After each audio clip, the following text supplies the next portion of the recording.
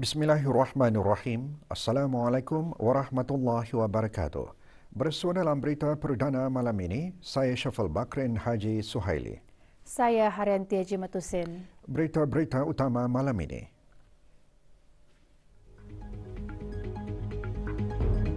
Duli Yang Teramat Mulia Paduka Seri Pengarah Muda Mahkota dan Yang Teramat Mulia Paduka Seri Pengarah Anak Isteri kini berada di Republik Singapura bagi menghadiri program Pemimpin-Pemimpin Muda ke-8.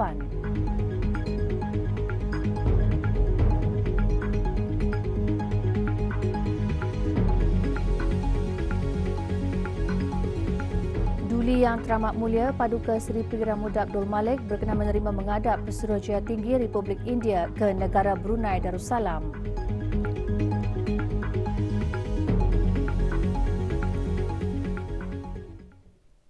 Duli Yang Teramat Mulia Paduka Seri Pengarahan Muda Mahkota Pengarahan Muda Haji Al-Muhtari Billah Ibni ke bawah Duli Yang Maha Mulia Paduka Seri Baginda Sultan Haji Hassan Al-Bolkiah Muizzaddin Wad Daulah Menteri Kanan di Jabatan Perdana Menteri dan Yang Teramat Mulia Paduka Seri Pengarahan Anak Isteri Pengarahan Anak Sara binti Pengarahan Haji Saleh Abrahaman kini berada di Republik Singapura bagi menghadiri program Pemimpin-Pemimpin Muda ke-8 yang akan diadakan pada 3 hingga 5 Ogos 2022. Duli Yang Teramat Mulia dan Yang Teramat Mulia berangkat ke Republik Singapura pagi tadi.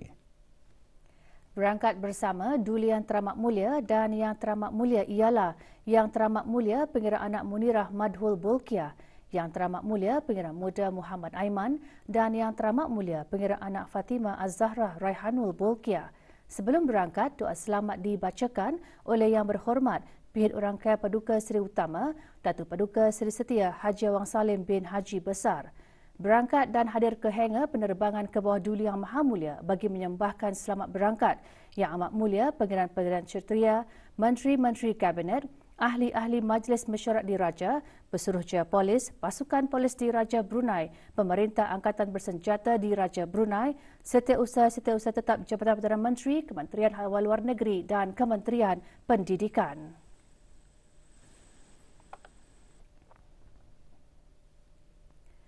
Duli Yang Teramat Mulia Paduka Seri Pengarah Muda Mahkota dan Yang Teramat Mulia Paduka Seri Pengarah Anak Isteri berangkat tiba di lapangan terbang antarabangsa Changi, Republik Singapura.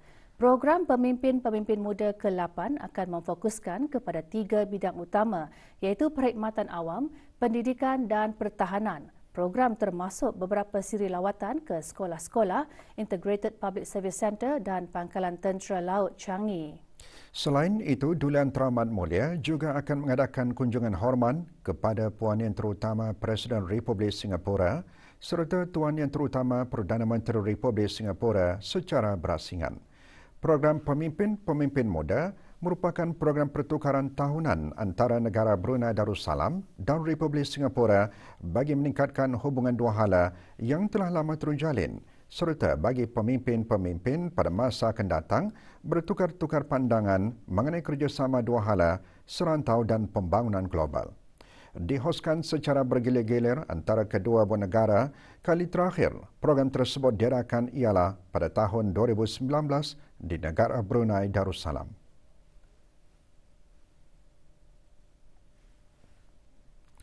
Sejurus keberangkatan tiba di Kompleks VIP Lapangan Terbang Antarabangsa Changi, Duli Yang Teramat Mulia dan Yang Teramat Mulia dijunjung oleh Tuan Yang Terutama Dr. Muhammad Maliki Osman, Menteri di Jabatan Perdana Menteri dan Menteri Kedua Pendidikan dan Hal Ehwal Luar Negeri Republik Singapura selaku Menteri Pengiring dan Puan Sadia Sohal selaku Lady in Attendance.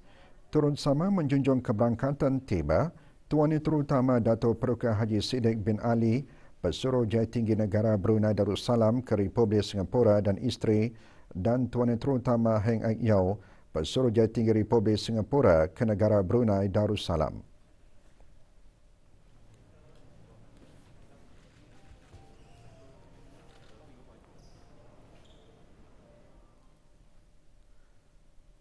Duli Yang Teramat Mulia Paduka Seri Pengarah Muda Abdul Malik Ibni ke bawah Duli Yang Maha Mulia Paduka Seri Baginda Sultan Haji Hassan Al-Bolkiah Muizzaddin Wad Daulah petang tadi berkenan menerima menghadap Tuan Yang Terutama Alok Amitabh Dimri, Pesuruhjaya Tinggi Republik India ke negara Brunei Darussalam. Majlis menghadap berlangsung di Istana Nurul Iman.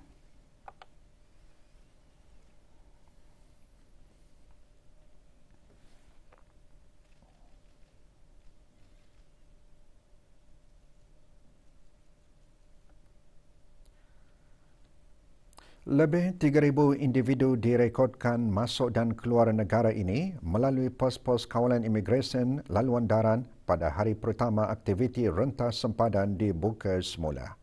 Ikuti bahan beritanya seketika nanti.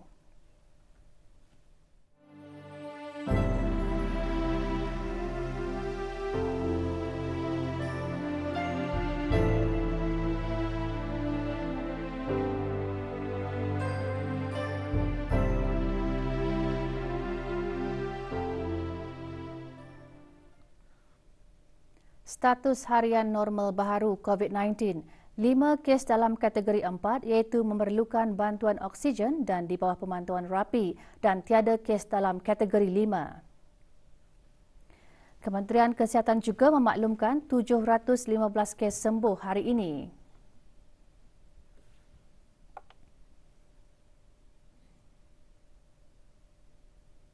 Jumlah keseluruhan pemberian 2 dos vaksin COVID-19 bagi kanak-kanak berumur 5 hingga 11 tahun ialah 80.2%.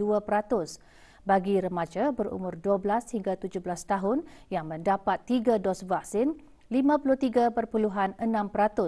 Manakala liputan bagi rakyat dan penduduk negara ini yang mendapatkan 3 dos vaksin adalah 75.1%.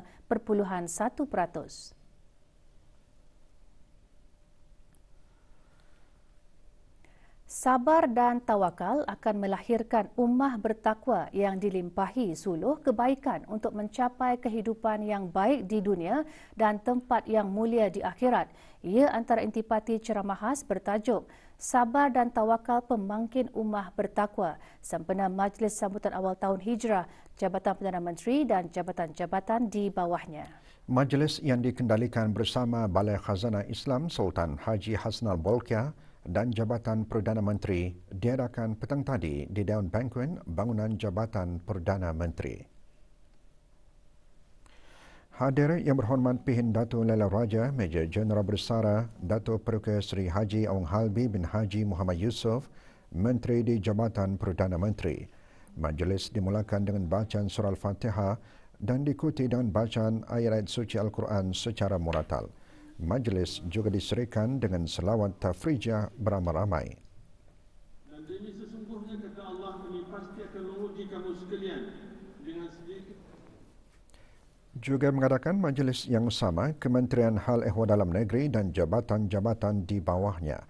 Hadir yang berhormat Datuk Seri Setia Awang Haji Ahmadin bin Haji Abdul Rahman, Menteri Hal Ehwal Dalam Negeri.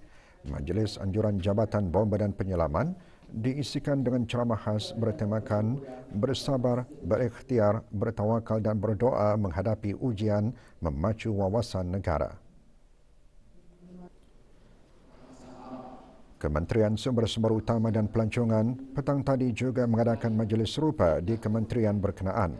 Hadir yang berhormat Datuk Seri Setia Dr. Haji Abdul Manaf bin Haji Matusin, Menteri Sumber-Sumber Utama dan Pelancongan. Majlis bermula dengan bacaan doa salaman dan diteruskan dengan ceramah khas hijrah bertajuk Hakikat Hijrah. Sama siapa? Sama dengan seorang sahabat. Siapa namanya? Sayyidina Abu Bakar.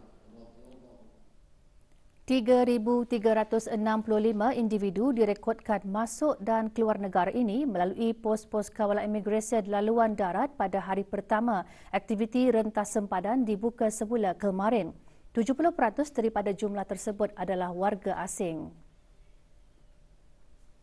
Berdasarkan statistik Jabatan Imigresen dan Pendaftaran Kebangsaan secara keseluruhan, 3,907 individu direkodkan masuk dan keluar negara ini melalui pos-pos kawalan imigresen laluan udara, laut dan darat kemarin. 489 individu dicatatkan masuk dan keluar negara ini melalui udara dan 53 individu melalui laut.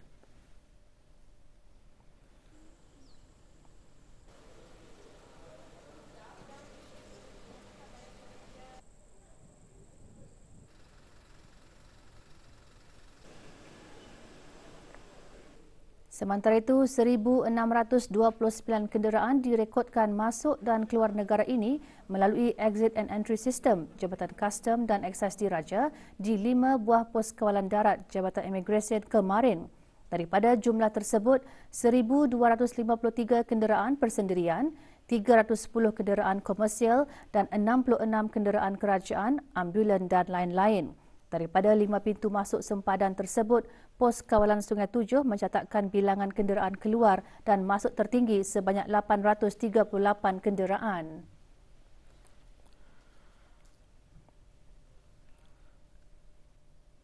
Ke arah mengukuhkan pelaksanaan prinsip maqasid syariah dalam sistem pengurusan dan pentadbiran di negara Brunei Darussalam, Kementerian Hal Agama pagi tadi mengadakan bengkel pengukuhan maqasid syariah bagi warga Kementerian Pertahanan. Bengkel diadakan di Bolkiah Garrison, Berakas. 50 pegawai Kementerian Pertahanan dan anggota Angkatan Bersenjata di Raja Brunei menghadiri bengkel tersebut.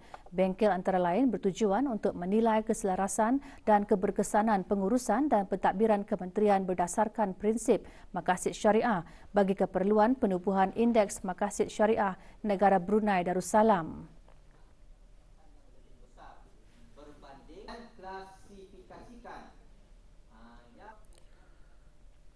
Kumpulan Muslimah Masjid Rancangan Perumahan Negara Bukit Beruang menjuari pertandingan membaca Al-Quran beserta tadabbur bagi Muslimah Masjid seluruh negara bagi peringkat daerah Tutong.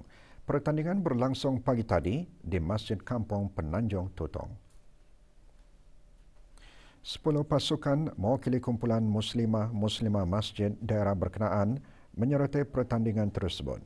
Yang antara lain bertujuan memberi peluang kepada Muslimah mempamerkan bakat dan kebolehan dalam menyampaikan tilawah Al-Quran dan tadabbur.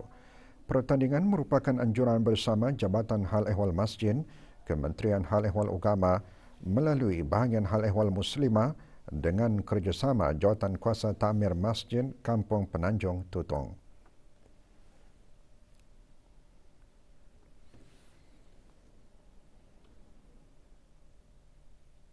Skuad bola sepang bawah 16 tahun negara Brunei Darussalam memulakan kempen kejohanan AFF bawah 16 tahun semalam. Dalam keputusan perlawanan itu, skuad negara tewas kepada Thailand 0-5. Perlawanan berlangsung di Stadium Maguwo Harjo, Yogyakarta, Indonesia. Perlawanan seterusnya, skuad negara akan menentang Timor Leste 4 Ogos ini di Stadium Sultan Agong.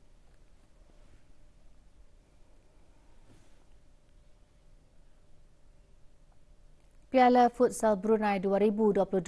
Pasukan Kasuka Arauda berpesta jaringan apabila membelasah Kota Ranger dalam perlawanan pertama penentuan tempat ketiga Piala Futsal Brunei. Perlawanan berlangsung semalam di Dewan Serbaguna Bolkiah Garrison. Kasuka Arauda menguasai permainan pada separuh masa pertama dan kedua apabila berjaya menjaringkan 10 gol. Jaringan Saguhati Kota Ranger pula hadir pada minit-minit akhir permainan sekaligus menamatkan perlawanan dengan keputusan Kasuka Arauda 10, Kota Ranger 1.